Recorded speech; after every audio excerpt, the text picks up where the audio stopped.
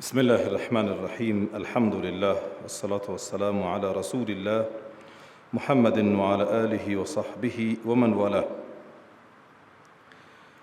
الله متعال سپاس گذاریم که امروز در امت مسلمه یکی از روزهای خوشی است که ما میراث از دست داشته خود را برگشتاندیم.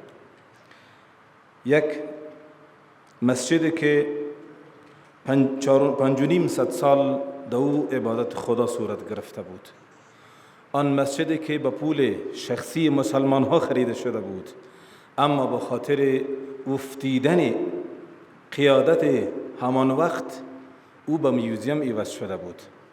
برادر بزرگوار، الله متعال به حاکمیت مسلمان وظیفه‌ای مشخص نصیب فرموده و اگر یک حاکم مسلمان احساس مسئولیت میکنه این مکلفیتش است، به خاطر که خداوند متعال میفرماید الذین ان مکناهم فی الارض، کسانی که ما فرصت اداره زمین نصیب فرمودیم چی کار میکنه؟ اقاموا الصلاه، فرصت اقامه نماز را به مردم مساعد میسازه، زمینه عبادت را مساعد میسازه، رابطه مردم را به خدا استوار میسازه. ما همین آرزو را از قیادت‌های مسلمان جهان داریم که رابطه ما را با خدا درست بکنه. برادرای بزرگوار، تا زمانی که رابطه ما با خدایمان درست نشود ما روی زمین سرفرازی را نمیبینیم. متاسفانه دشمن زحمت میکشه توسط برخی از انسان‌های شکست خورده خود ما را زیر فشار میگیره. شما را به امت مسلمه چه کار؟ شما را به روزهای عزت شما چه کار؟ شما را به قیادت جهان چه کار؟ متاسفانه یکی از وظایف ماست که فراموش کردیم. الذين ان مكناهم في الارض اقاموا الصلاه واتوا الزکات. ایتای زکات ایمانه که مؤمنان را خودکفا میسازن، از قرض دیگره خلاصش میکنن، به قرض گرفتن خوش نمیشن، قرضدار بودن را بد میبینن. و متاسفانه قیادت های امروزی ما هر کی قرض بدهد خوش آمدید میگن، به خاطر که فردا را منتظر نیستن که خودشان میدهن، ملت های بیچاره را قرضدار نگاه میکنن. و خوشبختانه که ما یکی از قرضها را به خاطر ازی که دسترخوان به کسی خواهد رسید نرسید پارلمان رد کرد، کار خیلی خوبی کرد. برادرای بزرگوار، ما تا چی وقت قرض بگیریم تا ملت ما زیر قرض باشه؟ خبر دارین قرضها چی گونه پس تادیه میشه؟ اخلاق ما، ایمان ما، ناموس ما را خواهد گرفت. بیداری امت یک ضرورت است. شاید طیب اردوگان در که ترکی خود کار نکردن، یک کسی پرسیدن که شما دمی چند دهه‌ای که پیش رفتین چی کار کردین؟ گفت دزدی نکردیم، هیچ خدمت بیشتر نه. مردم کشور خود آباد میکنه، کوچه خود پاک میکنه، سرزمین خود سرسبز میسازه، ولی اگر حاکم دزد نبود باور داشته باشین سرفراز میشیم. الله متعال به همه امت مسلمه قیادت های صادق نصیب بکنه که در حقشان خیانت نکنه و دزدی نکنن. بنابراین دومین وسیله و دومین وظیفه حاکم است که ملت های مسلمان را سرفراز و خودکفا نگاه بکنه. ترکی که شاید برادرها معلومات داشته باشن چند دهه پیش از زیر قرض نالش میکرد، امروز کشوری است که از قرض خلاص شده، کشوری است که صادرات می داشته باشه. باور داشته باشین از لحاظ سیاحتی و زیبایی در خوبترین کشورهای جهان قلمداد میشه. این بود که قیادتشان گفتن ما صرف یک تعهد را با خدا بستیم که دزدی نمی کنیم، دیگه کار بیشتر هم نیست. سومین نکته که لازم هست یک حاکم مسلمان در کشور خود که میکنه خوبی ها، اخلاقیات، ارزش ها و دین را تشویق میکنه و امروا بالمعروف.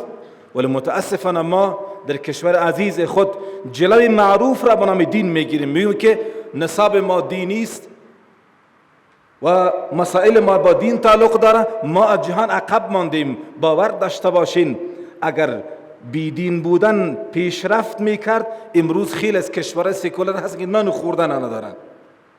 عزت ما در ایمان ماست، عزت ما در دین ماست، عزت ما در باورهای ایمانی ماست. باور داشته باشین که اگر میخوایم سرفراز زندگی بکنیم از این چرندیاتی که دین مانع پیشرفت ما میشه دور باشیم. همین ترکیه که به دین رجوع کرده پیشرفت کرد یا قبل از او پیشرفت کرده بود، امروز قرضدار نیست، اوگار نیست، افتیده نیست، ولی دیروز که بیدین و سیکولر بود باور داشته ذلیل همه جهان بود. چهارمین کاری که یک حاکم مسلمان میکنه و نهوا عن المنکر، ریشه فساد را از ملت ها میکنه، فساد را دور میسازه، رسانه هایش درست حرف میزنه، مساجدش توجیه میباشه، مکاتب و بانتونهاش دقیقا در خدمت فکر و اندیشه ایمانی مردم میباشه. ما مسلمانیم، حتی اگر اصول دموکراسی هم بگیرین ما دین میخواهیم.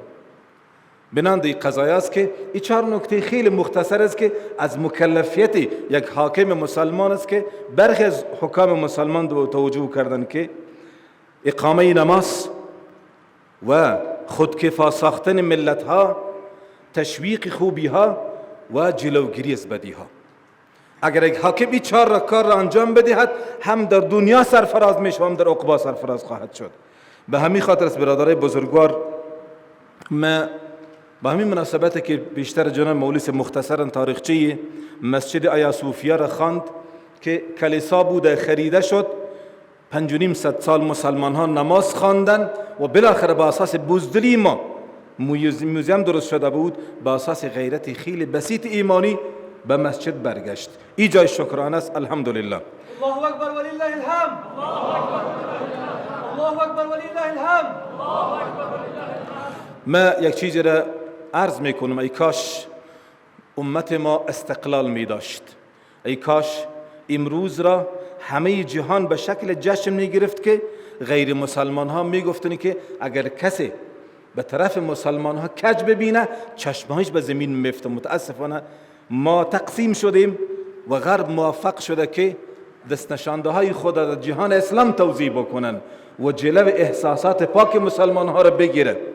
رسول اکرم صلی الله علیه و سلم می فرماید من سرته حسنته و سأته سیئته فهو مؤمن او فذلك من الایمان. زمانی که انسان به خوشی خود به عبادت خدا و به کار مثبت ایمانی خوش شود و با افتیدگی و گناه خفه شود، این نشانه ایمان است. باور داشته باشین از دست قیادت سیاسی بزدل ما حرفای ایمانی خودم امت ما زده نمیتونه. ده ها حرف را دنبالش بسته میکنن که چونین و چونان هست. برادر بزرگوار برگشت مسجد آیا صوفیا به حالت اصلی عبادتی خودش به همه امت مسلمه تبریک میگم. الله متعال قیادت معاصر ترکیه را، ملت عزیز را توفیق بیشتر نصیب بکنه تا همچنین سربلندی امت را وسیله شوند. خداوند ما را توفیق نصیب بکن تا در سربلندی امت نقش داشته باشیم و خداوند متعال این امت را سرفراز داشته باشه. الله متعال بسر بصراحت می فرمه ولله العزة ولرسوله وللمؤمنین. خداوند عزیز است، با عزت است، پیامبرش عزیز است، امت عزیز است، ولكن المنافقین لا یفقهون، ولكن المنافقین لا یعلمون. منافقین نمیدانند. امروز کسایی که باور به خدا درست ندارن رنج میبرن، از پیشرفت ها رنج میبرن، از برگشت عزت مسلمان ها رنج میبرن، به نام اسلام سیاسی اسلام را میکوبند و تروریسم را که دستاورد غرب است علیه ما میچسبانند. ما یک روز یک خاطره خیلی کوچک است گپ خود تمام میکنم که یک از ژورنالیستای غربی با ما آمد گفت که آمدن امریکا با شما چی به ارمغان آورده. گفتم که من صرف حالت گذشته ملت خود را به نمایش میگذارم برات و حالت فعلی را خودت میبینیم، باز فیصله شما را من قبول میکنم. گفتم ما قبل از این انقلابات فعلی معاصر ریش سفید معزز داشتیم، زن مکرم داشتیم، تعلیم متدین داشتیم، اخلاق عالی داشتیم، همدیگر را به شکل فجیع نمیکشتیم، ولی این حالت فعلی خودت میبینی ما چی فایده کرد. گفت شما سر تاوان کرد. گفت فیصله شما را قبول داریم. برادرای بزرگوار، اگر استقلال سیاسی، استقلال عقیدتی، استقلال نظامی، استقلال اقتصادی در کشور نباشه روز عزت را نمیبینن. خداوندا با ما روزهای عزت ما را برگردان. الهی ما خیلی ناتوان هستیم، ای کاش امروز در همه کشور ما، مساجد ما از این جشن ایمانی تجلیل میکردن، ولی متاسفانه که حالت به حد است که ما به خود به حد مصروف هستیم که از امت رابطه ایمان قریبت قطع شود. خداوند این رابطه ما را تقویه ببخش.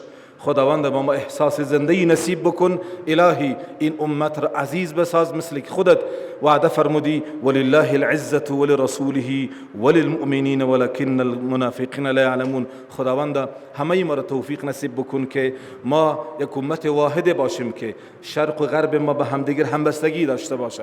اصداق همان حدیث رسول اکرم شویم که مثل المؤمن في توادهم وتراحمهم وتعاطفهم كمثل الجسد الواحد اذا اشتكى منه عضو تداعى له سائر الجسد بسهر والحمى. خداوند با ما همبستگی نصیب بکن. خداوند روزای خوش را سرمان بیشتر بساز.